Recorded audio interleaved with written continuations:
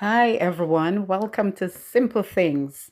Today, we'll be looking at some events that have occurred in recent years and see whether these events will help us to better understand similar events in the Bible. Number one, the Tower of Babel. When we think of towering man made structures today, which buildings come to mind? Well, there's the Burj Khalifa in Dubai, which had its inauguration in 2010.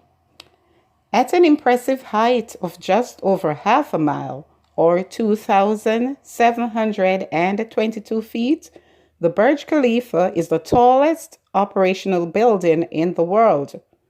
There's also the Jeddah Tower, or Freedom Tower, in Saudi Arabia, which is slated to open sometime this year, 2020. Towering above the clouds at 3,280 feet, the Jeddah Tower would make the World Trade Center look like a midget. The Jeddah Tower is almost twice its height. Is there any wonder that these monuments are found in the Middle East?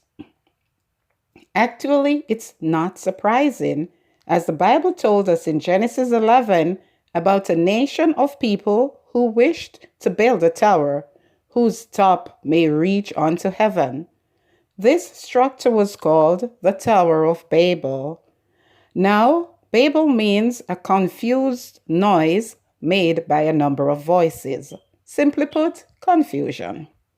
This city became known as Babylon in Mesopotamia, which is basically 59 miles southwest of where Baghdad in Iraq is located today. Uncertainty shrouds the height of the structure, but according to the Jewish Book of Jubilees, the Tower of Babel is believed to have been about 8,150 feet, or about 3 times the height of the Burj Khalifa. So, if man can build a monument half a mile high today, why would it have been so impossible to erect a similar structure just over 3,000 years ago? Number two, Hellfire. The concept of hell is difficult for many people, even Christians, to grasp. But if there is good, then it stands to reason that there's also evil. If there's a God, then there must be a devil. And if at all there's a heaven, then there must be a hell. In the book of Revelation, John wrote about a lake of fire in which the devil, the beast, and the false prophet were cast.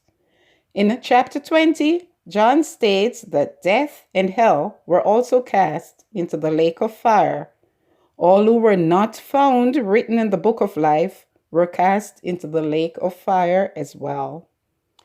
Now, the book of Revelation is a prophecy, which means that it is written in symbolic language.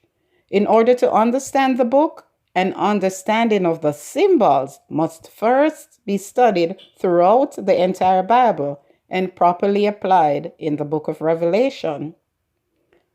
The Bible is held to much ridicule and skepticism, largely because it is not properly understood. Additionally, much of what is said therein is felt to be humanly impossible. Yes, that's correct. Much of what is written in the Bible is in fact humanly impossible. But much of what is written is also not far-fetched in our human understanding. Almost yearly, California turns up in the news with raging fires destroying lives, miles upon miles of property, crops, and animals. Just 2 years ago, in 2018, the Camp Fire went on record as being the deadliest wildfire in California history, devastating some 240 square miles, taking homes, animals, crops, and even 85 lives in its path. Unfortunate as this disaster was, I want you to stretch your imagination for just a little bit and duplicate this event across every state, God forbid. Now, is the concept of a hellfire still difficult to grasp? Number 3, the flood in Noah's day. 2017 saw one of the most active hurricane seasons on record. In Texas, Hurricane Harvey dropped an unprecedented 40 inches of rain within just 4 days, leaving many homes inundated. Imagine, if you will, 40 days of rainfall. Keep in mind how devastating Hurricane Harvey was in Texas in just 4 days. So, 40 inches of rainfall as against 40 days with 270 inches of rainfall, with the waters upon the earth for 150 days. Need I say more? So why is the flood of Noah's day so hard to fathom? Friends, I hope by looking at these simple things, we will see that the Bible is not as mythical as many would like to believe. Additionally, when we break it down and make it more relatable to everyday life while upholding its spiritual standard, the Bible is not too difficult to study and understand either. Thanks for watching, everyone. I hope you have learned something from this discourse. Please remember to comment below if there's anything controversial or anything you'd like to clear up, any questions you'd like to ask.